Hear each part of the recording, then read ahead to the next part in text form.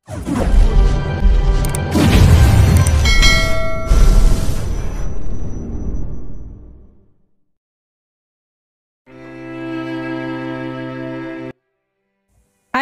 magtitinginan na lang ba tayo dito? Lumalamig ang pagkain, magsikain na kayo. Ani Don Michael habang pinagmamasdan sina Adeline, Lennon at Jacob. Sancho, magpahangin ka na muna, utos niya. Agad namang umalis si Sancho dahil batid niyang may mahalagang pag-uusapan ng mga Lee. Nauna nang kumuha ng pagkain si Adeline. Habang pumipili siya ng mga pagkain ilalagay pa niya sa kanyang plato'y halinhina niyang pinagmamasdan ng magkapatid. Base sa mga titig ng mga ito, ni-imagine niya na may parang ilaw na nagmumula sa isang kidlat ang nakakonek sa dalawa. Palihim niya sinipang paa ni Lennon sa ilalim ng mesa, dahilan para malipat sa kanyang mga tingin nito. I'm sorry, wife. Ayaw mo nga palang kung kani-kanina ako tumititig. Don't be jealous, okay? He's not my type, nakangiting sabi ni Lennon. Jacob smirked. Mukhang tanga. Bulong niya. Pakiulit na sinabi mo, Jacob. Inis na sambit ni Lennon. Kapwa na patingin kay Don Michael sina Lennon at Jacob nang hinampas niya ng malakas ang mesa. We're having our dinner. If you want to punch each other, you are free to leave my house, he yelled. Napalunok si Adeline nang makita niyang galit na mukha ni Don Michael. Tumahimik naman ang magkapatid at sinimulan ng sumandok ng kani-kanilang pagkain. Sorry papa, ani Jacob. Sorry rin papa, sabi naman ni Lennon. Busugin niyo na munang mga alaga niyo sa tiyan bago tayo mag-usap ng masinsinan. Hindi na kayo nahiya kay Adeline at sa akin?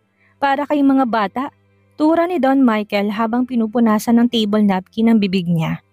Kumain na kayo, I lost my appetite. Aniya, Papa, pagpasensyahan niyo na po yung asawa ko. Sana po'y maubos niyo yung pagkain sa inyong plato. Alam ko pong mayaman kayo't barya lang po yan para sa inyo pero marami po tayong mga kababaeng nagugutom ngayon. Sayang pong pagkain. Lakas loob na sabi ni Adeline. Palihim siyang hinampas ng mahina ni Lennon. Pinandilatan naman niya ito ng mga mata niya. Ngumuso si Don Michael at tumaktong nag-iisip. Sa bagay iha, may punto ka. Ang totoo hindi pa talaga ako busog. Nawala lang talaga ako ng gana dahil sa mga anak kong kinulang sa utak. Tinignan niya sina Lennon at Jacob. Sa susunod na mag-away o magsasagutan pa kayong dalawa sa harap ng mga pagkain, parehas ko kayong tatanggalan ng mamanahin. Itanim niyo yan sa mga kakote niyo. Kung meron pang natitira dyan sa mga ulo niyo, igalang yung hapagkainan, maliwanag ba? May hinahong tanong niya. Yes papa, sabay na tugon ng magkapatid. O sige, kumain na muna tayong lahat. Gusto mo ba nitong hipon? Alok ni Jacob. Niligawan mo ba talaga noon ang asawa ko? Natatawang tanong ni Lennon. Manahimik ka, hindi ikaw ang kinakausap ko. Ilalagay na ni Jacob ang hipon sa plato ni Adeline nang bigla siyang pigilan ni Lennon. May allergy siya sa hipon, hindi mo alam? Ani Lennon. Tinignan lang ni Don Michael ang tatlo habang humihigop na siya ng soup. Is it true, Adeline? Jacob asked. Tumango si Adeline. Shit, I'm sorry, hindi ko alam. Sabi ni Jacob. It's okay, sige na, kumain na tayo para matapos na to. Ani Adeline. Lennon, Jacob, mahiya naman kayo kay Adeline. Ituring niyo siya parang isang bisita dito sa mansyon. Tapusin niyo ng pagkain niyo at na makapag-usap na tayo. Wala mo nang magsasalita hanggat hindi kayo tapos kumain. Utos ni Don Michael. Agad namang bumalik sa pagkain ng tatlo. Muling napatingin si Don Michael sa orasan. Napailing siya. Malabo na talagang dumating ang hinihintay niya. Matapos ng hapunan ay lumipat sina Don Michael, Lennon, Jacob at Adeline sa mala conference room na silid sa mansyon. We will discuss things here. Nobody is allowed to enter this room except us. Kita nyo naman siguro kung gaano karaming bantay sa labas ng pinto. With that, I hope na may idea na kayong importanteng pag-uusapan natin dito. Panimula ni Don Michael. Papa, is this about that? Jacob asked. Hindi pa siya handang magdesisyon. Ayaw niyang bitawan ang LNGC. Pero ayaw rin naman niyang makitang nasasaktan at nahihirapan si Adeline sa poder ni Lennon. Let's talk about that later, Jacob. Mas may importante pa akong anunsyo sa inyo. Ani Don Michael. Nagsalubong ang mga kilay ni Jacob. Is this about his ending life or about his last will and testament? He thought. Nagkatinginan naman sina Adeline at Lennon. Do you have any idea what is this all about? May ingat na bulong ni Adeline sa kanyang asawa. Umiling si Lennon at nagkibit balikat. Magsasalita na sanang muli si Don Michael nang biglang nagkaroon ng komosyon sa labas ng silid. Mahina lang yun pero halatang seryoso ang pinag-uusapan sa labas. What's that? Tanong ni Jacob nang may narinig siyang sumisigaw. Napatingin na rin sa may pintuan sina Adeline at Lennon. Parang may gustong pumasok sa kwartong ito. Sabi ni Lennon. Kumunot ang noo ni Don Michael, kinuha niyang kanyang cellphone sa kanyang bulsa at binuksan ito para tingnan kung anong oras na. Did she come? Don Michael asked himself na puno ng tanong ang isip ng tatlo. Sinong tinutukoy ni Don Michael? Nagulat silang lahat nang marinig nilang sigaw na isang babae. I said, let me in! Kung gusto niyo bang mawala ng trabaho, kanina pa akong hinihintay sa loob. Sigaw ni Divina habang kumakawala sa bisig ng isa sa mga tauhan ng kanyang papa. Ma'am, pasensya na po. Bilin na bilin po kasi ni Senyor na hindi kami pwedeng magpapasok ng kung sino. Ani ng isang tauhan. Nang kung sino? Alam mo bang sinasabi mo? Galit na sigaw ni Divina. Papasukin niyo ako ngayon dahil kung hindi mawawala ng scholarship ang mga anak niyo. Sinserong utos niya. Lahat ng anak ng kanilang empleyado ay libreng pinapaaral ng kanilang foundation. Hindi na nakaangal pang mga tauhan ni Don Michael. Binitawan nila si Divina. Binuksan nilang pinto tagad na pumasok ang isang tauhan para humingi na paumanhin kay Don Michael.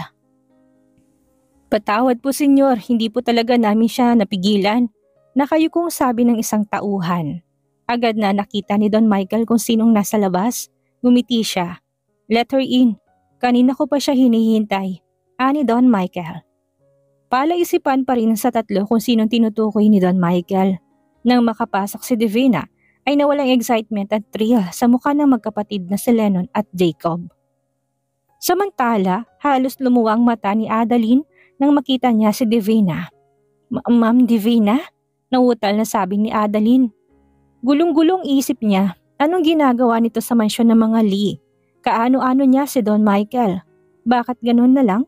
Ang takot ng mga tauhan ng matanda dito. Napapikit si Adeline para pakalmahin ang kanyang isip. Adeline, nandito ka? Invited siya? Tingnan ni Divina ang kanyang papa. I thought you will be happy to see her. Bakit mukhang dismayado ka? Nagustuhan mo bang surprise ko sa'yo, anak? Ani Don Michael. Anak? Isa kang Lee? Hindi makapaniwalang sabi ni Adeline. Nangingilid ng mga luha ni Divina. Paano niya ipapaliwanag ang lahat kay Adeline? Matatanggap pa rin kaya siya nito? Bilang isang matalik nitong kaibigan sa kabila ng pagiging linya? I thought you're best of friends, ani Don Michael habang sinusulyapan sina Divina at Adeline. Malaking utang na loob ni Adeline kay Divina. Naging mabait ito sa kanya at sa anak niya pero hindi niya akalaing kabilang pala ito sa pamilyang Lee. Somehow she felt betrayed. Papa, suway ni Divina. Why iha, you help her a lot. Una, binigyan mo siya ng tseka na nagkakahalaga ng 100,000 piso. Pangalawa, tinulungan mo rin siyang maiwasan ng Kuya Lennon mo. At pangatlo, sinira niyong dalawang engagement party na Cynthia at Lennon. Ani Don Michael. Bumakat ang ugat sa kanyang leeg. Galit siya sa unika iha niya dahil sa kanyang mga nalaman isang araw bago ito umuwi galing ibang bansa. How did you know about that, Papa? Divina asked while she's in state of shock. Kumirot ng bahagyang ulo ni Adeline. Totoo ang una't pangalawang sinabi ng kanyang biyenan. Ang hindi niya maintindihan ay ang huling binanggit nito. Senyor, tumikim si Adeline. Papa, ano pong ibig niyo sabihin sa huli niyong sinabi? Sinira namin ni Divina ang engagement party ni Lennon at Cynthia? Kasama ko si Jacob that time at hindi mo kami pinayagang makapasok sa mansyon mo. Kaya paano? Didn't you plot it together? Isang video ang lumabas sa big screen noon. Isinalaysay doon simula nung nagbuntis ka kay Noel hanggang sa manganak, hanggang sa lumaking apo ko. Hindi ba ikaw nagbigay ng mga video clips na yon sa anak ko para hindi matuloy ang engagement ni na Cynthia at Lennon? Tumaas ang dalawang kilay ni Don Michael. Napahilamos ang mga kamay ni Lennon sa kanyang muka. Ngayon lang din niya nalaman na hindi pa pala kilala ni Adeline si Divina. Buong akala niya'y alam na nitong isa itong Lee. Papa, please stop this conversation and let's proceed to business. Akala ko ba may importante kang i-discuss sa amin? Nag-aalala si Lennon kay Divina. Halata niyang panginginig ng tuhod nito at ang mga luhang nagbabadyang pumatak sa mga mata nito. Pinisil ni Adeline ang kamay niya. Wife, why did you? He whispered. I need to know the truth, Lennon. Shut your mouth, Adeline said in finality. Ngayon nakatingin na ulit siya sa kanyang biyanan. Wala akong binigay kay Divina kung hindi tiwala at paghanga. Aniya. Nang marinig yun ni Divina ay kumirot ang dibdib niya. Parang may isang matalas na punyal na paulit-ulit na bumabaon sa kanyang puso. So you mean, pinasubaybayan ka ng anak ko? Nang matagal na panahon? Mas lalong nag-e-enjoy si Don Michael sa kanyang mga naririnig. Why don't you ask her?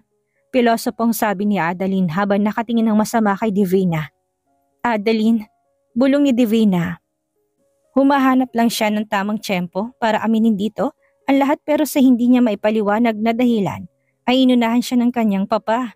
Hindi niya rin mawari kung paano nito nalaman ang tungkol sa tseke at sa pagtulong niya kay Adeline na maiwasan noon si Lennon. Okay, hindi ko na itatanong kay Divina dahil alam ko na sagot base sa mga sinabi mo. Ikaw na lang ulit ang tatanungin ko. Alam mo bang si Divina ang kumuha sa ultrasound result mo noon? Hindi man lang siya nag-abalang magsabi ng kahit ano tungkol dito kay Lennon. Divina also suggested na alisin kita sa pagiging manager ng isa sa mga restaurant ko sa San Martin. Do you have knowledge about it? Nakangiting tura ni Don Michael. Hindi niya pinalaki ang mga anak niya para lang tuklawin siya patalikod. Akala mo ba, Divina, mauutakan mo ko? Taste your own medicine. Sigaw ng isip niya. Kumunot ang noo ni Divina, naguguluhan siya sa nangyayari. Her papa adores and love her so much. Papa, what the hell are you doing? Why are you spitting facts in front of her? Anong tumatakbo sa isip mo? Bakit mo to ginagawa sa akin? Naguguluhang sambit ng isip ni Divina. The next thing she knew, Adeline already slapped her twice. Napahawak siya sa magkabila niyang pisngi. Dumating ng araw na kinatatakutan niya. Ngayon ay kinamumuhian na siya ng babaeng tinuturi niyang parang kapatid. Inilihim niya lang naman ang lahat kay Adeline para protektahan to. Lahat naman ng kabutihang pinakita niya rito ay totoo. Adeline, muli niyang sambit. Akala ko iba ka. Akala ko anghel ka. Katulad ka rin pala nila. Naluluhang sabi ni Adeline sabay takbo palayo sa mga Lee. Wife, where are you going? Lennon yelled. Susundan niya sana si Adeline pero nagawa siyang pigilan ng kanyang papa. Hayaan mo muna siya. Mahinahong sabi ni Don Michael. How could you do that, papa? Naluluhang sambit ni Divina. Nang bumagsak ang kanya mga luhay agad niya yung pinunasan. Padabog siyang umalis sa silid para hanapin si Adeline. Hindi na nakapagtimpi si Lennon. Parehong importante sa buhay niya sina Divina at Adeline kaya hindi niya matatanggap kung sakaling hindi na maging maayos ang samahan ng dalawa. Papa, anong klaseng palabas yun? Bakit yung nagawa yun kay Divina? Galit na tanong niya. Tandaan niyo mga anak, bago pa kayo tuluyang tuklawin na ahas. Putulan niyo na kagad to ng ulo para mawala ang kanyang kamandag. Lumakad si Don Michael papunta sa unahan. Now let us discuss about our business. Take your seat or I will not consider you as my heir. Pananakot niya. Ngumiti siya nang umupo ang dalawa niyang anak na lalaki nang walang kaimik-kimik. Natigilan siya na biglang mag-vibrate ang kanyang cellphone. Papa, hintayin na muna natin makabalik sina Adeline at Divina. For sure naman maayos din kagad ang misunderstanding kanina. Natigil si Lennon sa pagsasalita na tignan siya ng masama ng kanyang papa. Sabi ko nga papa, magsimula na tayo. Aniya, subalit hindi pa rin nawawala ang nakamamatay na titig ng kanyang papa sa kanya. Muling tinignan ni Don Michael ang SMS na natanggap niya mula kay Sancho. Senyor, wala pong laman ng kabaong, kaya binalik din po namin kaagad. Ano pong gagawin natin? Papa, is there any problem? Lennon asked. Jacob smirked. Did you do something stupid again? Umiling siya habang nakatingin sa kanyang half-brother. Maya-maya pa'y nagulat ang magkapatid nang ibato ni Don Michael ang hawak nitong cellphone. Wasak na wasak ito. Buhat sa cellphone na nasa sahig ay lumipat ang tingin sa magkapatid sa kanilang papa. He's on fire. Para siyang tigre na anumang oras ay pwedeng umatake. What did you do? Where did you bring him? Don Michael yelled with all his might. Papa, ano bang problema? May nawawala ba? Bakit galit na galit ka? Sunod-sunod na tanong ni Jacob matapos niyang sambutin ang kanyang papa bago pa ito mawala ng balanse. Papa, are you okay? Are you drinking your medicines? Mukhang nag-hallucinate ka na naman papa eh. Ani Lennon sabay tawag kay Sancho para ipakuha ang gamot ng kanyang papa. Anong nag-hallucinate? Wala namang sakit sa utak si papa. Asik ni Jacob. Stop fighting!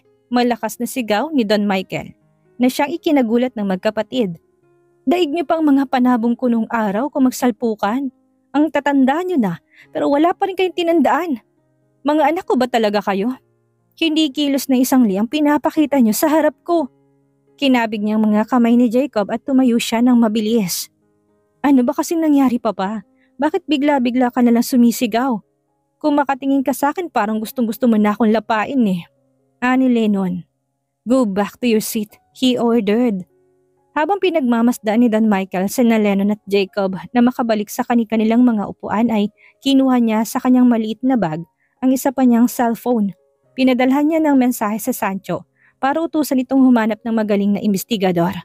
Mabuti na lamang at hindi niya naisigaw nang tuluyan kaninan tungkol sa nawawalang bangkay ni Noel. Mas gusto pa rin niyang kumilos ng patago kaysa kumprontahin ang dapat kumprontahin. Basa na niya ang kilos at pag-uugali ng kanyang mga anak. Walang nagkasalang kusang aamin sa kasalanan lalo na kung pera't posisyon ang nakataya. Samantala habang seryoso naghihintay ng anunsyo ng kanyang papa iniisip nga ni Lennon kung tungkol saan ang naging komosyon kanina. Hindi biro ang naging emosyon at tensyong nabuo kanina nang sumigaw ang kanyang papa. He could sense something from it. Mula sa titig hanggang sa bawat himaymay ng mga salita ng kanyang papa. Lahat ay may natatagong kahulugan. I gathered you tonight para sa isang sensitibong paksa. Alam ko na alam mo tungkol sa ating posisyon sa merkado. Tayo ay lumalaki ngunit naiiwan sa ating mga kakompetensya.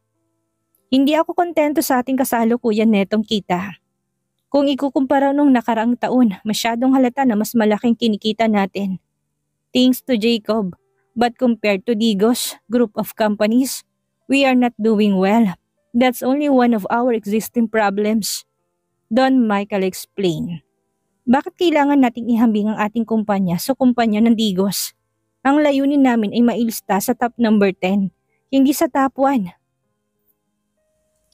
Hanggat masaya ang ating mga empleyado sa kanilang take-home pay, hanggat kontento ang ating mga stakeholders sa ating mga produkto, wala tayong dapat ipag-alala, Papa, Lennon said. Don Michael sighed.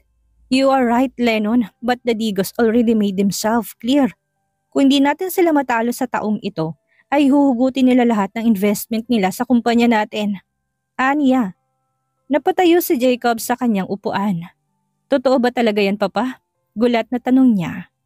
Marahang tumango si Don Michael. Agad na pumasok sa isip ni Jacob si Ashley. Wala ba itong alam tungkol dito? O inilihim nito sa kanya ang tungkol dito? Lennon smirked. There's no way we can't beat them, Papa. Kahit anong strategy ang gawin natin, hindi natin sila kayang talunin in terms of profit. Digos have been ruling the world of businesses for years. This is a headache. Hinilot ni Lennon ang kanyang sentido. Now with Jacob's request, you will be managing the LNGC starting tomorrow. I want to test you, Lennon. Your time will finally come. Prove yourself to me. Show me how far you can go for the sake of our company. Remember, it is either we win or we die together. Hindi lang tayong mawawala kapag bumagsak ang ating mga kumpanya. Mas mawawalan ang libo-libo nating mga empleyado. You will not let it happen, right? Nakangiting tanong ni Don Michael kay Lennon. Nagsalubong ang mga kilay ni Lennon. Matagal na niyang pangarap na mapunta sa kanya ang LNGC pero hindi niya lubos maisip na sa ganitong sitwasyon niya ito makukuha. Hindi pa man siya umuupo sa trono ay sobrang bigat na kagad ang kanyang dinadala. Papa, it's really impossible to defeat them. Kahit pa yata magdasal ako sa lahat ng mga simbahan at mga templo, hindi yun mangyayari. Bumuntong hininga sa Lennon. You're underestimating the power of prayers. Jacob asked while mocking Lennon with his smiling eyes. Did I ask for your opinion? Stay out of this. Hindi na ikaw in charge sa kinabukasan ng kumpanya ng pamilya. Mariing wika ni Lennon. There's only one way to defeat the Digos. Don Michael said out of the blue. Parehong kumunot ang noon ni Lennon at Jacob. Unfortunately, Lennon has no power to do it. Don Michael added, "Then let me do it, Papa." "Ano po bang dapat gawin?" Jacob volunteered. Nagpadala siya ng mensahe kay Lennon, agad na binuksan ni Lennon ang kanyang inbox. "Kapag nagawa kong iligtas ang LNGC, kailangan mong hiwalayan si Adeline. You can have your dream, and I will have mine. It's a win-win situation for us." Hinihintay ni Jacob ang reply ni Lennon pero wala siyang napala. Hindi nito pinansin ang mensaheng pinadala niya. "Papa, say it. How can you say na hindi ko yun kaya kung hindi ko pa yun nasusubukang gawin? There's no harm in trying, Papa." Itinago ni Lennon ang cellphone niya sa kanyang bulsa. "Are you willing to be in prison if ever?" Tanong ni Don Michael kay Lennon. "I don't understand, Papa. Are we going to do some crime to win against them?" Naguguluhang sabit ni Lennon.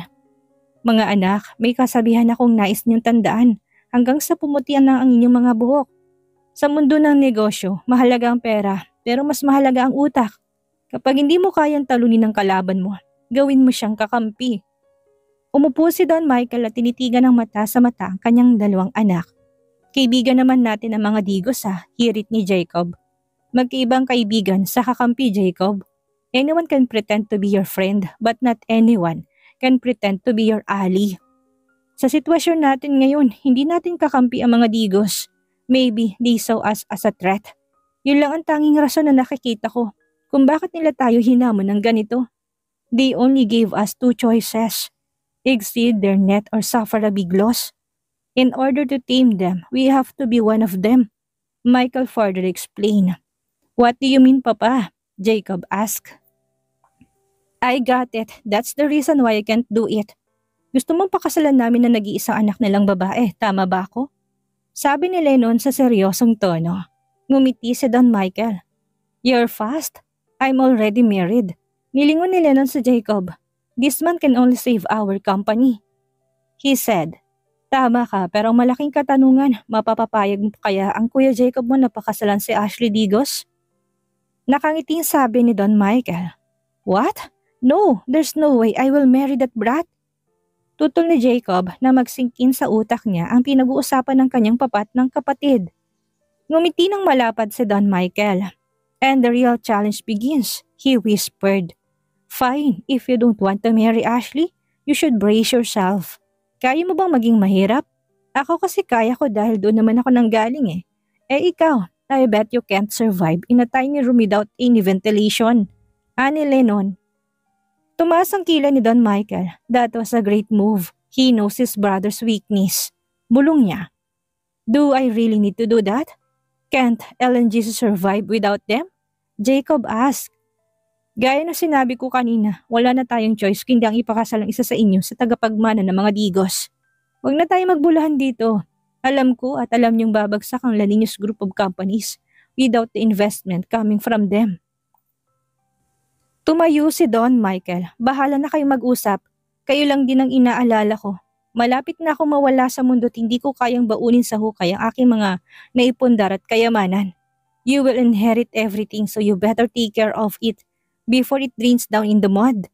Sabi ni Don Michael. "Jacob, pag-isipan mong mabuti. Pwede ka naman magpakasal kay Ashley at magpakasasa pa rin sa mga babaeng natitipuhan mo Natatawang sabi ni Lennon. "Pwede kong pagsawaan ng asawa mo?" Mapang-asar na tura ni Jacob. Agad na namulang mukha ni Lennon sa kanyang narinig. "Hindi ko hayaang mangyari yon. Aniya?" "Wag na tayong maglokohan dito, Lennon. Alam mo namang si Adeline lang ang nais ko. Wala nang iba." Walang alinlangan na sambit ni Jacob. Napailing na lang si Don Michael. "Si Adeline na naman. Hindi ba talaga sila titigil sa kahibangan nila?" Bulong niya. "Jacob, baka nakakalimutan mong kasal na kami ni Adeline. Sa akin na siya, habang buhay. Akala ko ba matalino ka? Bakit hindi mo yun maintindihan?" Tumawa na nakakaloko sa Lennon. Puso ang annulment Lennon. "Hanggat alam kong hindi ka mahal ni Adeline, hindi ako titigil hanggat hindi ko siya naaagaw sa'yo.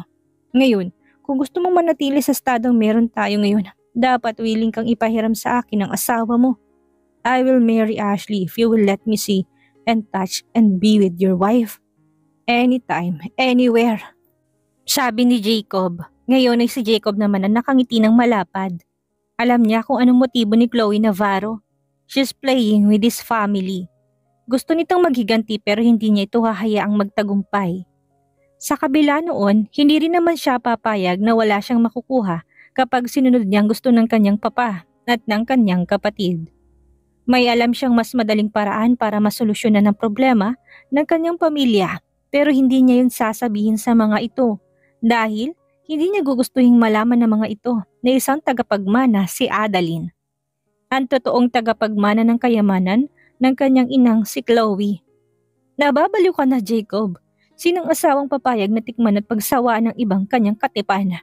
Kung hindi mo gustong magpakasal kay Ashley, edi pare-parehas na lang tayo maghirap. Gaya ng sinabi ko kanina, sanay na ako sa hirap ng buhay at hindi ako natatakot na bumalik sa ganong kalagayan. Hindi mo ako maiisahan, mahal kong kapatid.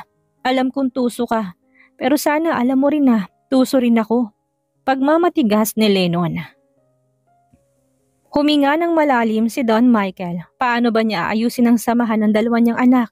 Hindi na niya pwedeng alisin si Adeline sa buhay ng mga ito. Ayaw naman niyang kamuhian siya ng dalawa, lalo na't malapit ng kanyang kamatayan. Kung kailang matanda na ako, saka pa ako nagkakaroon ng matinding sakit ng ulo. Naiiling naturan ni Don Michael. Maiwan ko na muna kayo. Kailangan ko muna magpahinga. Ayoko mas mapadali ang pag-akyat ko sa langit. Aniya sabay lakad patungo sa may pintuan. Nang makalabas na ng silid si Don Michael, ay agad na kinuwelyohan ni Lennon si Jacob. Do your job as the eldest son. Marry that brat or else. Sasabihin ko kay Adeline na ikaw ang dahilan kung bakit namatay ang kanyang mga magulang. Seryosong turan ni Lennon. Kumunot ang noon ni Jacob. Naalala mo na? Alam mo na? Oo, alam kong ikaw ang demonyong pumatay sa aking mama Candelaria. Pasalamat ka't hindi pa kita pinapatay ngayon. Pasalamat ka't hinahayaan pa kitang magliwaliw na gago ka. Ngayon, may mas katatakutan ka na kaysa sa kamatayan at yun ang isumpat kamuhian ka ng babaeng nilalaman ng iyong puso't isipan. Nangangalit na sambit ni Lennon. Wala na siyang ibang maisip na paraan para takutin at pasunurin ang kanyang kuya Jacob. Adeline already knew about it pero hindi pa naman alam ni Jacob na alam na yun ng asawa niya. Kaya gagamitin niya itong instrumento para mapaamo ang demonyo. Napangiti siya nang makita niyang pagmumukha ng kanyang kapatid. Mukhang balisa ito't nalilito kung ano ang susunod nitong sasabihin at gagawin. Matapos ng ilang minutong katahimikan ay nagsalita na sa Jacob. Hindi ko pa kakasalan si Ashley. Aniya, gusto mo talagang kamuhian ka ni Adeline? Sige, ibibigay kung gusto mo. Tumalikod si Lennon para sana umalis ng silid at kunwaring pupunta na sa kanyang asawa. Subalit, nagulat siya nang biglang hawakan ni Jacob ang kanyang isang braso. Hindi ko kayang mamuhay bilang isang dukha at hindi ko rin kakayanin kung iiwasan at kapupuotan ako ni Adeline. Ani Jacob, so anong gagawin mo? Niayaw mo ngang magpakasal kay Ashley Digos? You left me with no choice. I will tell Adeline about. Hindi ko na kailangang pakasalan si Ashley dahil hindi naman siya ang totoong tagapagmana ng mga Digos. Sigaw ni Jacob. Napapakit siya ng mariin. Wala na siyang pagpipilian kung hindi sabihin kay Lennon ang tungkol sa kanyang nalalaman. Anong ibig mo sabihin? May biological daughter o son ba ang mag-asawang Chloe at Alfred? Linawin mo. Wala na akong oras para hulaan ang mga sinasabi mo. Inis na wika ni Lennon. You already married their only heir. Jacob whispered. Nalaki ang mga mata ni Lennon. Napatawa siya sa sinabi ni Jacob. Niloloko mo ba ako? Buhay pang ina ni Adeline at siya si Chloe Navarro Digos. Nalaman ko yun mismo kay Ashley nang humingi siya ng tulong sa akin para paglayuin ng mag-ina. Para hindi nila malaman ang tungkol sa isa't isa. Paliwanag ni Jacob. Tumawa ng malakas si Lennon. Hindi siya makapaniwala sa kanyang mga naririnig buhat sa bibig ng kanyang kapatid. Nagbibiro ka lang, hindi ba? Umiling si Jacob. Si Adeline ay anak ni Chloe Digos. Kung ayaw mong maniwala, sumama ka sa akin bukas sa party ng mga Digos. Magkasama nating alamin ang totoo. Aniya. Hindi malaman ni Lennon kung anong kanyang sasabihin. Did he just hit the jackpot? His wife, the woman who stole his heart, is a multi-billionaire? Mas mayaman pa ito kaysa sa kanila. Adeline, wait for me. I need to tell you something, please. Listen to me first. Divina pleaded as she ran towards her sister-in-law. Hindi pinansin ni Adeline ang sigaw na yun ni Divina at nagpatuloy sa paglalakad. Pakiramdam niya pinaglaruan siya nito. Kaya ba ito naging mabait sa kanya ay dahil ito ang dahilan kung bakit hindi nalaman ni Lennon ang tungkol sa anak nila. Mas lalo pa siyang naghihinakit nang malaman niyang pinasubaybay nito ang paglaki ni Noel. Hindi pala nagkataon ang unang pagkikita nila sa mall noon at ang mga sumunod pa. Sigurado siyang pinlano yun ni Divina. Adeline, stop walking. I'm sorry. I'm sorry kung inilihim ko sa'yo na isa akong Lee. I'm sorry kung tinago ko kay Kuya Lennon ang tungkol sa anak niyong dalawa. I'm sorry sa lahat-lahat. Please, hear me out. I have my reasons. Buong lakas ng sigaw ni Divina habang panay pa rin ang habol niya kay Adeline. Halos mawalan na siya ng hangin sa katawan. Hindi niya alam na mabilis pala ito maglakad. Nakasuot pa naman siya ng high heels ngayon. Malapit na sa may gate ng mansyon si Adeline nang bigla siyang huminto sa paglalakad. She's catching his breath. Finally, she let her tears fall down from her rosy cheeks. Dahan-dahan niyang hinarap si Divina habang pinapahid ang kanyang mga luha. Tell me, what is your reason? Why did you do that? Palabas mo lang bang lahat pati na pagiging mabait mo sa amin ni Noel? Basag ang boses ni Adeline. Naubusan ng salita si Divina. Hindi niya alam kung saan magsisimula hanggang sa binibigas niya ng pangalan ni Adeline. Biglang tumulong mga luha niya. Ano, magtititigan at mag-iiyakan na lang tayo dito? Ano na Divina? I'm giving you a chance to explain yourself. Sigaw ni Adeline. Walang pakialam si Adeline kung may makarinig o makakita man sa kanya sa ganoong sitwasyon. Matagal na panahon na ang lumipas nang mawasak ang puso niya dahil sa babaeng pinakamamahal niya at hindi niya inakalang mauulit pa yon. Hindi na iba si Divina sa kanya. Mahal na niya ito ng higit pa sa isang kaibigan. Para na niya itong kapatid. Napahawak siya sa bandang dibdib niya. She could feel a scorching heat which somehow burned her heart. Nalaki ang mga mata niya nang bigla niyang maramdaman ang mainit na yakap ni Divina. I'm sorry Adeline, nagalit ako nun kay Kuya Lennon dahil sa ginawa niya sa'yo. I couldn't stand betrayal and cheating. I saw you 7 years ago. Nakita't narinig ko kung paano ka pinagtabuyan ni Kuya. He denied you.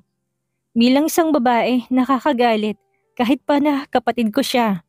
Ang mali ay mali. Yun ang dahilan kung bakit ko kinuha ang envelope na iniwan mo sa labas ng kondo niya. Pinusundan at pinasubaybayan kita kay Julius dahil kung gusto ko makita kung paano lumaki ang pamangkin ko. Gusto kong ipamukha kay Kuya Lennon. Pagdating ng tamang panahon na mali ang naging desisyon niyang ipagtabuyan ka. Gusto ko ring malaman niya kung gaano kahirap mag-iisang single mom. I'm sorry too if I didn't introduce myself as a Lee. Mas nangingibabaw sa akin ng takot. Ayokong iwasan mo ko gaya ng pag-iwas mo sa mga kapatid ko. Ayokong isipin mong masama akong tao dahil isa akong Lee. Gusto kong makilala mo ko bilang Divina at hindi lang bilang isang Lee. Alam kong darating tayo sa ganitong sitwasyon. Alam kong masasaktan kita at magagalit ka sa akin pero hindi ko pinagsisisihang napalapit ako sa iyo bilang ako. Sa maikling panahon na pamahal na kayo ni Noel sa akin kaya hindi ako titigil hanggat hindi nabibigyan ng hustisya ang pagkamatay ni Noel. Puno ng emosyong sabi ni Divina. Unti-unti natunaw ang galit na nararamdaman ni Adeline dahil sa kanyang mga narinig. Nagsasalita na sana siya nang muling magsalita si Divina. Tutulungan kitang maghanap ng matibay na ebidensya laban kay Jacob. Bulong ni Divina habang nakayakap kay Adeline. Tinapik niya ang likod nito. Inalis ni Adeline ang pagkakayakap ni Divina sa kanya. Ang kanyang mga matay na puno ng mga katanungan. Teka, alam mo rin na si Jacob ang pumatay sa mga magulang ko? Anya. What? What did you say? Kuya Jacob, he killed your parents? Divina yelled out of shock. Mabilis na tinakpan ni Adeline ang bibig ni Divina. Hindi mo alam? Para saan yung sinasabi mo kanina na tutulungan mo ako maghanap ng matibay na ebidensya? Naguguluhang tanong ni Adeline. Divina smirked. Talaga palang may kapatid ako nang galing sa impyerno. She clenched her jaw. Divina, ano ba yung mga sinasabi mo? May iba pa bang krimeng ginawa si Jacob? Tell me. Nagmamakaawang sambit ni Adeline. Hinawakan ni Divina ang magkabilang balikat ni Adeline at tinitigan ito ng mata sa mata. Si Jacob ang tunay na utak sa likod ng pagtukot sa anak mo. Hindi mo ba alam? Hindi ba sinabi ni Kuya Lennon sa'yo? Kunot noong sabi ni Divina, umiling si Adeline. May iba sigurong plano si Kuya Lennon kaya hindi niya sinasabi sa'yo or maybe he's protecting you. Ani Divina. All this time ang akala ko si Lennon na nagpadukot kay Noel. Yun ang sinabi sa akin ni Jacob. May kausap pa nga siya sa phone noon bago pa ako dukutin ni Lennon. May isa pang ang babaeng papakausap si Jacob sa akin para patunayang si Lennon na may kagagawa ng lahat Wala sa sariling sambit ni Adeline. He tried to manipulate you, Adeline. I have my source. Kaya kong patunayan sa'yo na totoong si Kuya Jacob ang nagpadukot kay Noel. Seryosong sabi ni Divina. Kaya mo ba talagang kalabanin ang sarili mong kadugo, Divina? Tanong ni Adeline. Adeline, tulad ng sinasabi ko kanina, ang mali ay mali. Oo, kadugo ko si Kuya Jacob. Pero kadugo ko rin si Noel. Walang ginawang masama ang bata sa kanya. Napakabait ni Noel. That kid. Muling tumulong mga luha ni Divina. May magandang kinabukasan ng batang yun. Ang batang yun ay maraming pangarap hindi para sa kanyang sarili, kundi para sa kanyang ina. Hindi lang buhay ni Noel ang ninakawan ng aking panganay na kapatid kundi pati na rin ang kanyang mga pangarap at adhikain. Dapat siyang maparusahan, sabi niya habang pinupunasan ng kanyang mga luha. Naikuyom ni Adeline ang kanyang mga kamao. Sunod-sunod ang pagpatak ng kanyang mga luha dahil sa natuklasan niya at dahil na rin sa mga sinabi ni Divina. Hindi kita mapapatawad, Jacob. Humanda ka dahil ipapatikim ko sa iyo kung paano magalit ang isang inang nawalan ng kanyang kaisa-isang anak. Ang isang inang inalisan mo ng karapatang maging masaya sa piling ng kanyang anak. Ng isang inang pinagkaitan mo ng kanyang buhay. Ani ng isip ni Adeline habang nanlilisik ang kanyang mga mata. Ano ang gagawin ni Adeline ngayong alam na niyang si Jacob ang dahilan ng pagkawala ng kanyang anak? Ano ang gagawin ni Lennon ngayong nalaman na niyang si Adeline ang nag-iisang anak ni Chloe? Yan ang ating aalamin sa susunod nating kabanata.